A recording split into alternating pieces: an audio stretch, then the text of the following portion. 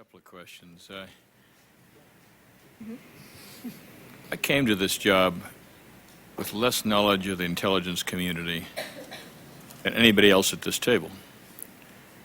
What I've learned has not reassured me. It's frightened me a bit, frankly. But the reassuring figure in it all is you.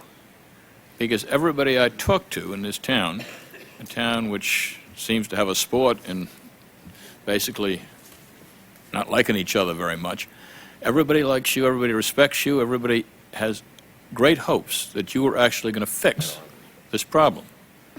And I guess the decision which I got to make as a commissioner here is, can you fix it? Because the FBI is absolutely essential to this whole war we're talking about, and if you can't fix it, then we've got to make some recommendations and structural changes that may be able to fix it. And I'll tell you what still worries me. It's things that are on our staff report. For instance, according to a recent report by the Department of Justice Inspector General, the FBI's shortages of linguists have resulted in thousands of hours of audio tapes and pages of written material not being reviewed or translated into a timely manner. Another place. At every office we visited, we heard there were not enough surveillance personnel to cover the request to conduct live physical surveillance of identified terrorist suspects. Again, we heard from many analysts who complained they were able to do little actual analysis because they continued to be assigned menial tasks, including covering the phones at reception desks and emptying the office trash bins. Again, agent after agent told us that the primary way information gets shared is through personal relationships. There does not appear to be any recognition that this system fails in the absence of good personal relationships. And I guess just one more. We found there is no national strategy for sharing information to counter terrorism.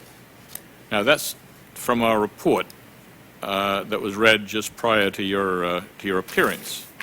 And I guess my overall question is still, can you fix it?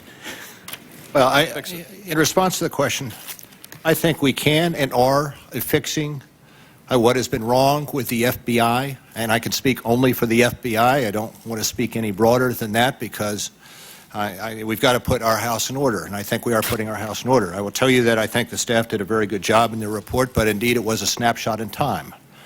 And it was a snapshot in time in 6 field offices some time ago. And I'll tell you the change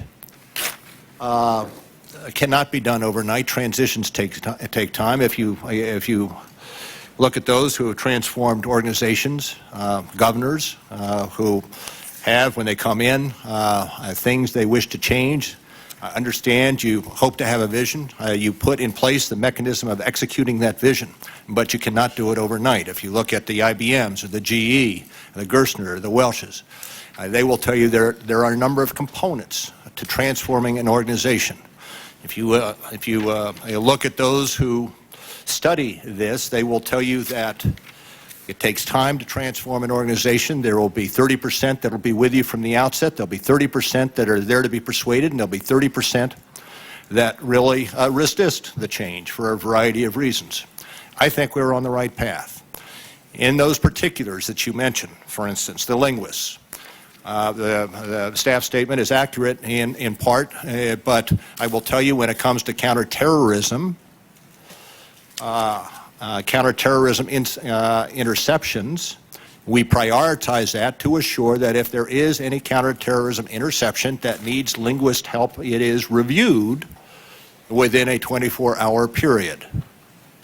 And so, yes, we have across the board hours of interceptions that have not been translated, but the fact of the matter is when it comes to a terrorist organization, except in those instances where we have a very difficult time with particular dialects, it's reviewed within 24 hours. Certainly if we've got an investigation that's ongoing that relates to the possibility of a threat. Surveillance. We are stretched on our surveillance capabilities. We have made requests to Congress, and we are getting, in 04, substantial additional support to do surveillance. Analysts, we have to do two things. One, we have had to build up our analytical capability, but we also have had to professionalize the analytical staff.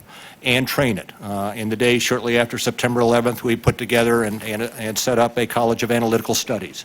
That has to be improved. We are not where we need to be, but we have that in place. Information sharing. There are two aspects of that that are important. One is the understanding of the necessity to disseminate that which we have. I listened to some of the testimony earlier today about when, I think it was Commissioner Lehman, with regard to an investigation, a criminal investigation that turns up intelligence information that would be useful to the intelligence community.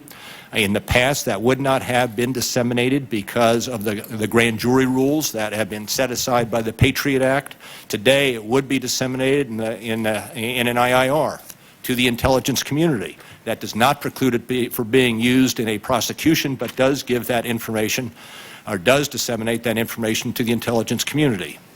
And so, in terms of information sharing, it is the desire to share and the capability of sharing. We are still working on the information technology in our communications, but we're on the road to solving those. And I see the red light's on for me. The red light is, but if my colleagues will permit, I've got one question from the families, which I would ask with your permission. That's okay.